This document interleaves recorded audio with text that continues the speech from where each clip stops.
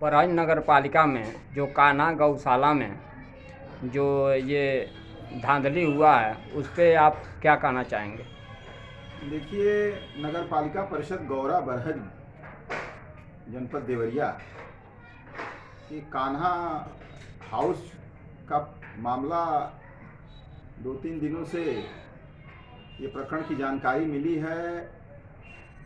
और अगर वहाँ पर गोवंश और गायों की मौतें हो रही हैं तो बेहद ही दुर्भाग्यपूर्ण है और चिंतनीय विषय है।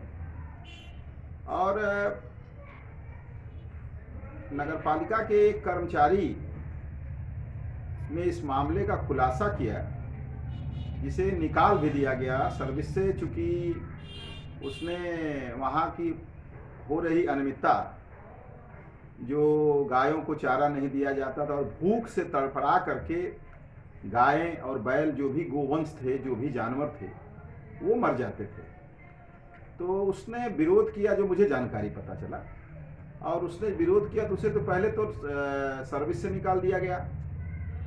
और उसने शासन को भी इसके बारे में और माननीय मुख्यमंत्री जी को अवगत कराया कि यहाँ पर सर इस तरीके का मामला है। और वहाँ से के निर्देश पर एसडीएम बरहज ने इसकी जांच कराई।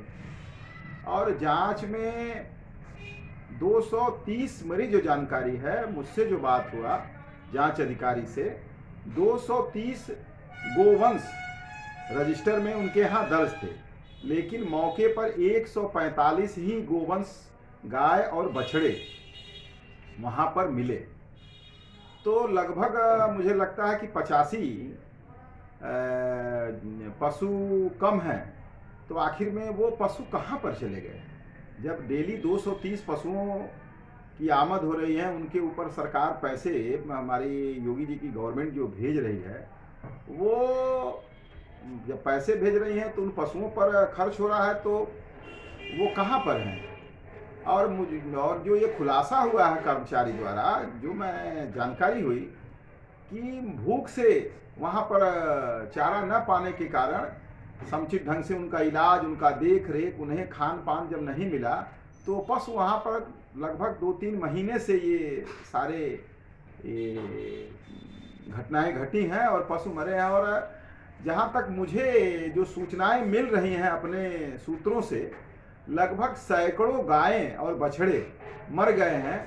और उनकी मौतों को छिपाने के लिए उसी कान्हा आश्रय स्थल पर नगर पालिका के कर्मचारियों एवं वहाँ के वर्तमान की जो चेयरपर्सन है बहुजन समाज पार्टी की और उनके पति, इन लोगों की मिली भगत से ये सारे काम। और इन लोगों ने उन मौतों को छिपाने के लिए वहीं पर उनको दफन कर दिया गया। और अब वो कान्हा आश्रय न होकर के वह गोवंश और गायों और बछड़ों का कब्रगाह बना हुआ है बरहज नगर पालिका का जो कान्हा उपवन है। और निश्चित रूप से ये बहुत ही दुर्भाग्यपूर्ण है और बहुत ही चिंतनीय है। और पूरे प्रकरण की जांच जो है, माननीय मैं मुख्यमंत्री जी से मैं निवेदन करूंगा, अनुरोध करूंगा कि पूरे प्रकरण की जांच इसकी सीबीआई से कराई जाए, क्योंकि जो साक्ष्य मिल रहे हैं, साक्ष्य एकदम स्पष्ट है कि लगभग 85 पशु कम थे।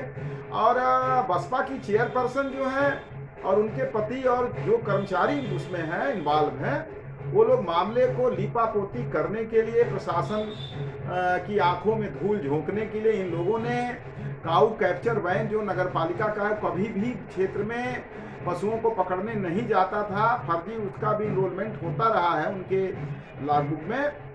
और पूरे क्षेत्र से छुट्टा पशुओं को पकड़ करके गिनती पूरी करने की कवायद जारी है, उसके भी वीडियो जारी हो गए हैं। और जो जांच अधिकारी हैं, जांच अधिकारी से भी मेरी बात हुई और वह भी मेरे पास रिकॉर्ड है। और जांच अधिकारी ने स्पष्ट रूप से बताया कि 230 उनके रजिस्टर में दर्ज हैं पशु, जिन पर सरकार उनको उनके समुचित देखभाल, भोजन के लिए और दवा इलाज के लिए सारे पैसे भेज रही है, जबकि मौके पर 145 ही मिले।